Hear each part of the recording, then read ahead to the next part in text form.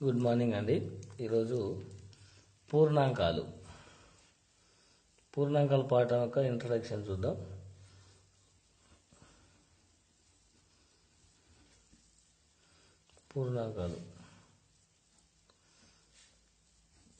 పూర్ణాంకాల్లో మనం కొన్ని రకాల అంకెలను మనం ఈరోజు చూద్దాం.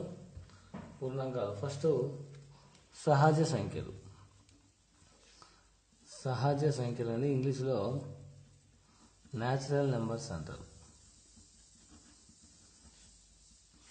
ఈ సహజ సంఖ్యలు ఎంతో సూచిస్తాం. ఇవి మనం 1 నుంచి మొదలు పెడితే 1, 2, 3, 4 ఈ విధంగా ఉంటుందండి, అనంతం వరకు. వీటిని మనం సహజ సంఖ్యలు అంటాం. తర్వాత పూర్ణాంకాలు అనేది పూర్ణం అంటే 0. పూర్ణాంకాలు అంటే 0 నుంచి మొదలవుతుంది. సహజ సంఖ్యలు ఏమో 1 నుంచి మొదలవుతుంది. పూర్ణాంకాలు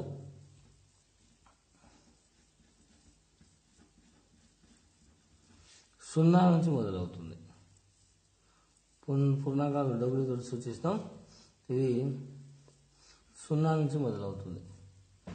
0, 1, 2, 3, డాష్ 4 డాష్ ఈ విధంగా ఉంటుంది అన్నమాట. ఇది మనం పూర్ణాంకాలు అంటాము. అదేవిధంగా మూడవది పూర్ణ సంఖ్యలు. ఇవి కూడా పూర్ణ అంటే 0 ఉంటుందండి. పూర్ణ సంఖ్యలు అంటే మొత్తం సంఖ్యలు అన్నమాట. జతతోటి సూచిస్తాం. ఇవి 0 నుంచి మొదలవుతుంది. 0, 1, 2, 3, 4 డాష్. అదేవిధంగా రుణ సంఖ్యలు కూడా వస్తూ ఉంటాయండి. అంటే -1, -2, -3 డాష్ డాష్ విధంగా. అంటే ఇటు అనంతం మైనస్ వరకు మైనస్ సంఖ్యలు మరియు రుణ సంఖ్యలు మరియు 0 రుణ సంఖ్యలు, 0 ధన సంఖ్యలు, ఇవన్నీ కలిపి పూర్ణాంకాలు అంటారు. అదేవిధంగా నెక్స్ట్ పూర్ణ సంఖ్యలు 2 రకాలు ఉంటాయి. ఒకటి రుణ సంఖ్యలు అంటే చూడండి, రుణ సంఖ్యలు అంటే డాష్ డాష్ డాష్ అంటే ఎక్కడి నుంచో అనంతం వరకు ఉంటుంది. -4, -3, -2, -1 ఈ విధంగా. మరియు ధన సంఖ్యలు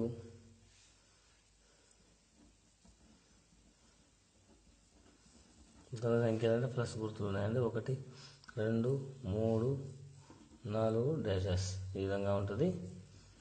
తర్వాత ధన మరియు రుణ సంఖ్యలు కానటువంటి ధన మరియు రుణ సంఖ్యలు కానటువంటివి.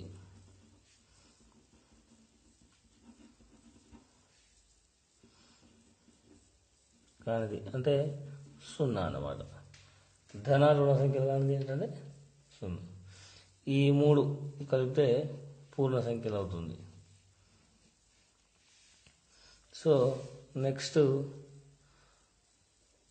సరి సంఖ్యలు, ఇవి కూడా ఇందులోనే ఉంటాయి. తర్వాత సరి సంఖ్యలు అంటే ఏంటంటే 2, 3, 2, 4, 6, 8 చూడండి. 2 నుంచి స్టార్ట్ అవుతుంది. 2, 4, 6, 8 ఈ విధంగా ఉంటుంది అన్నమాట. ఒక అంకె వదిలిపెట్టి ఒక అంకె రాసుకుంటూ పోవాలి. ఈ సరి సంఖ్యలు ఎలా గుర్తించుకుంటే, ఏదైనా ఒక సంఖ్యని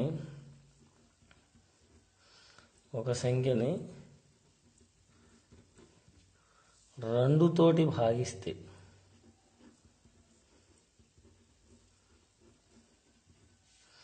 శేషం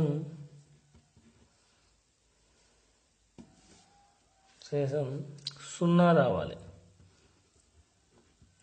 ఈ సంఖ్యలనే మనం సరి సంఖ్యలు అంటాం.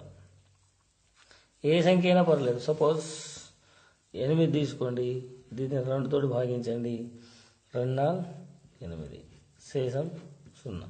ఈ విధంగా ఏ సంఖ్య అయినా పర్లేదు, 2తో భాగించాలి. మనం 2తో భాగించినప్పుడు శేషం ఏదైతే 0 వస్తుందో దాన్ని మనం సరి సంఖ్యలు అంటాం. తర్వాత బేస్ సంఖ్యలు. బేస్ సంఖ్య అంటే వీటికి ఇవి కానటువంటివి బేస్ సంఖ్యలు. బేస్ సంఖ్యలు చూడండి, ఇవి కానటువంటి 1, 3, 5, 7, 9, 11 రాసి విధంగా ఉంటాయి బ్రాకెట్. వీటిని బేస్ సంఖ్యలు అంటాం. బేస్ సంఖ్యలు అంటే ఇది కూడా ఇలా నిర్వచించవచ్చు. అంటే 2తోటి భాగిస్తే శేషం 1 రావాలి. 2తో భాగిస్తే శేషం 1 రావాలి. వీటిని మనం బేస్ సంఖ్యలు అంటాం.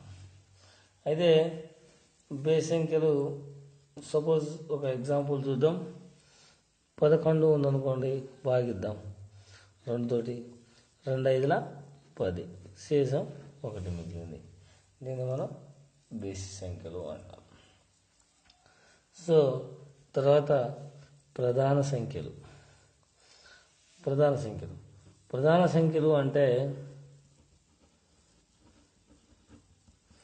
ఏదైనా ఒక సంఖ్య 1 లేదా దానికదే భాగించబడే సంఖ్యనే మనం ప్రధాన సంఖ్యలు అంటాం. ఏదైనా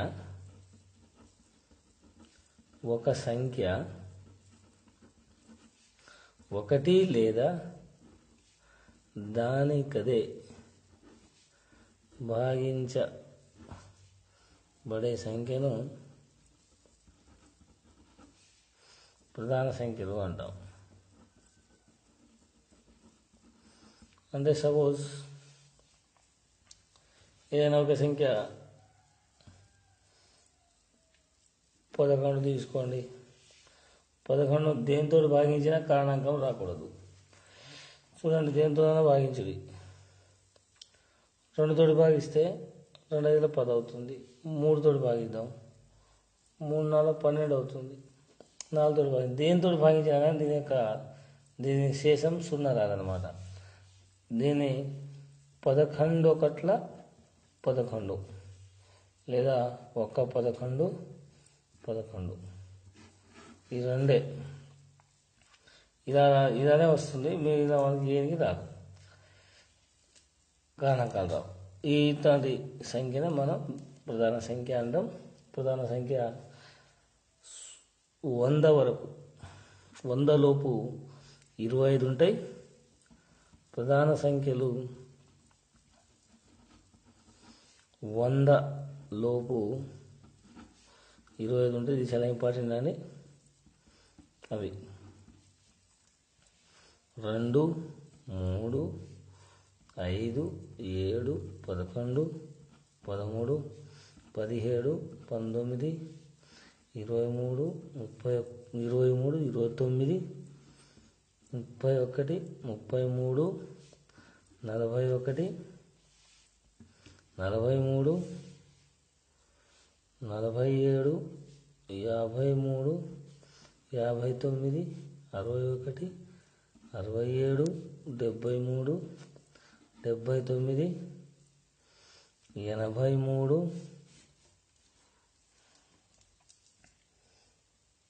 89 97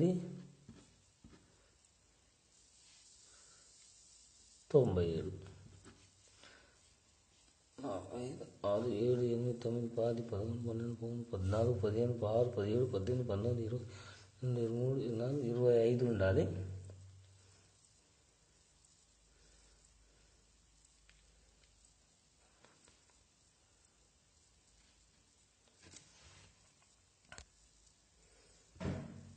చూడండి, 37 33 కాదు, 37 మళ్ళీ 11తో భాగించబడుతుంది కాబట్టి 37 అవుతుంది ఇక్కడ. తర్వాత ఇక్కడ 71 మర్చిపోయాను. ఈ మొత్తం 25 ప్రధాన సంఖ్యలు. అయితే మరి ప్రధాన సంఖ్యను కనుక్కోవడానికి ఎలా తెలుసుకుంటాము అంటే మామూలుగా చూడండి, ఇది వేరే అంకెతో ఏ అంకెతో కూడా భాగించబడదు. సపోజ్ ఇప్పుడు 3 ఉందనుకోండి, మూడుతోనే భాగించబడుతుంది, లేదా 3 ఒకట్ల 3, లేదా 1 3 3, అంతేకాని వేరే అంకెతో భాగించబడుతుందా? భాగించబడదు. సపోజ్ 4 ఉందనుకోండి, 4 ఒకట్ల 1 4 4 1 4 4 4 ఒకట్ల 4,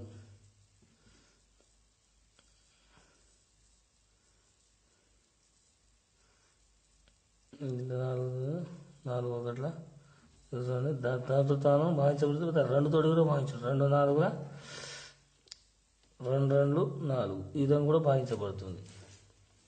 కానీ ఈ 3 మాత్రం దానికదే భాగించబడుతుంది, లేదా 1 తోటి భాగించబడుతుంది. ఇట్లాంటివన్నీ మనం ప్రధాన సంఖ్యలు అంటాం. సో ఇవన్నమాట. దీన్ని కనుక్కోవడానికి ఎరటోస్తనెస్ జల్లెడ ఒకటి ఉన్నదండి, దాంతో మనం కనుక్కోవచ్చు. అయితే మీది ఎరటోస్తనెస్ జల్లెడ కూడా నేను ఒక వీడియో తయారు చేస్తాను. దాని గురించి ఇప్పుడు అవసరం లేదు. దీన్ని మీరు ఏదైనా బట్టి ఎట్లయినా గుర్తుపెట్టుకొని అది ఎట్లా కనుక్కోవాలి అనేది, కాకపోతే ఎగ్జామ్లో మనం దాన్ని ప్రయోగం చేయలేము అన్నమాట, ప్రాక్టీస్ చేయలేము, ఎందుకంటే టైం ఎక్కువ తీసుకుంటుంది కాబట్టి. సో దీని అయితే గుర్తుపెట్టుకొని, అయితే ఈ 100 తర్వాత ఉండే ప్రధాన సంఖ్యలు మనం ఎలా గుర్తుపెట్టాలి అనేది మీకు చెప్తాను. అయితే ఇక 100 తర్వాత ఉండే ప్రధాన సంఖ్యలను కూడా మనం సేమ్ ఇదే విధంగా అది తనతో తానే భాగించబడుతుంది, లేదా 1తోనైనా భాగించబడుతుంది. ఇది చూసుకోవాలంటే సపోజ్ 191 ఉందనుకోండి, 191ని ఇది ప్రధాన సంఖ్యనా కాదా అనేది తెలుసుకుంటే దీన్ని మనం వర్గమూలం చేయాలి. ఈ వర్గమూలం అనేది 14 కంటే తక్కువ. కాబట్టి ఈ 14 కంటే కింద ఉన్న 14 కంటే తక్కువ ఉన్న అంకెలతోటి, ప్రధాన సంఖ్యలతోటి మనం దీన్ని భాగించి చూడాలి. అలా భాగించి చూసినప్పుడు ప్రధాన సంఖ్యలతోటే, అంటే సపోజ్ 14 కంటే తక్కువ ప్రధాన సంఖ్య 2 3 5 7 11 13 వీటితో భాగించి చూడండి. భాగించబడకపోతే దాన్ని మనం ప్రధాన సంఖ్య గుర్తించవచ్చు. అలా భాగించబడింది అనుకోండి, ప్రధాన సంఖ్యగా మనం వేరే సంయుక్త సంఖ్యలా గుర్తించవచ్చు అన్నమాట. సో ఏ అంకె అయినా పర్లేదు, దానికి వర్గమూలము ఏ సంఖ్య కంటే ఎక్కువ ఉంటుందో దానికంటే తక్కువ వాటితో మనం భాగించి చూస్తాలి. 209 మొత్తం 2 నుంచి 97 వరకు మనం భాగించలేం కదా. కాబట్టి మనం ఈ విధంగా ఫార్ములా ప్రకారం మనం గుర్తుపెట్టవచ్చు అనమాట. సపోజ్ 191 కాదు, ఏ అంకె అయినా పర్లేదు. సపోజ్ 200 ప్రధాన సంఖ్యనా కాదా, 200 రూట్ చేసినాం అనుకోండి, ఎంత వస్తుంది అందాజా?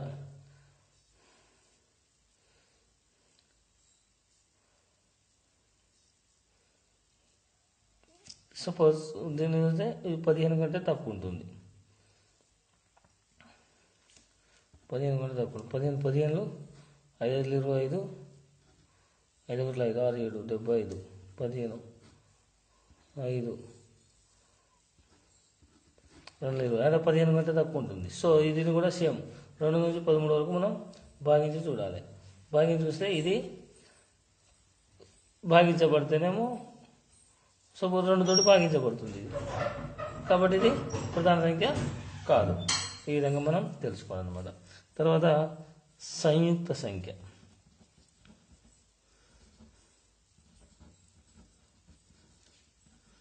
సంయుక్త సంఖ్య చూడండి, ఇది ఏం లేదు. ఇక సంయుక్త సంఖ్య అంటే ఏవైనా 2 సంఖ్యలు దేనితోనన్నా భాగించబడాలి. సపోజ్ 9 ఉంది, దేనితో భాగించబడుతుంది? 3 తోటి భాగించబడుతుంది. 3 ముళ్ళ 9. ఈ విధంగా 9 తోటి భాగించబడితే ఇది సంయుక్త సంఖ్య అయింది, అంటే ప్రధాన సంఖ్య కానటువంటి. మరి 2 ఏమవుతుంది? ఇటు ప్రధాన సంఖ్య అవుతుంది, ఇటు సరి సంఖ్య అవుతుంది. ఆ విధంగా అనమాట. తర్వాత 8వ సంయుక్త సంఖ్య గురించి తెలుసుకుందామండి. 3 2 6, ఇది 6 సంయుక్త సంఖ్య. తర్వాత 33, ఇది సంయుక్త సంఖ్య, ఇది 11 తోటి భాగించబడుతుంది. ఇట్లా అనమాట. వీటిని మనం సంయుక్త సంఖ్య అంటారు. తర్వాత 8వది పరస్పర ప్రధాన సంఖ్యలు. పరస్పర ప్రధాన సంఖ్యలు. ఈ పరస్పర ప్రధాన సంఖ్యలు ఏవైనా 2 సంఖ్యలు ఉన్నాయనుకోండి,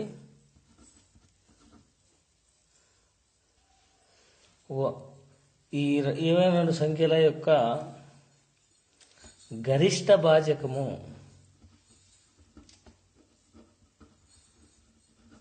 ఒకటే ఉండాలి.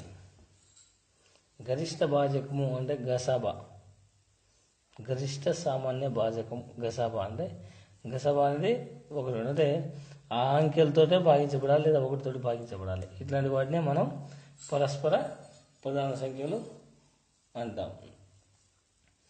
అది సపోజ్ 4 6, 2 3, 4 5 ఇది మొదలుగున్నాయి అన్నమాట. ఈ భాజకం ఒకటే ఉంటుంది, పరస్పర గరిష్ట భాజకము. వీటినే మనం పరస్పర ప్రధాన సంఖ్యలు అంటారు. తర్వాత మనం నెక్స్ట్ వీడియోలో మనం భాజనీయతా సూత్రాల గురించి తెలుసుకుందాం.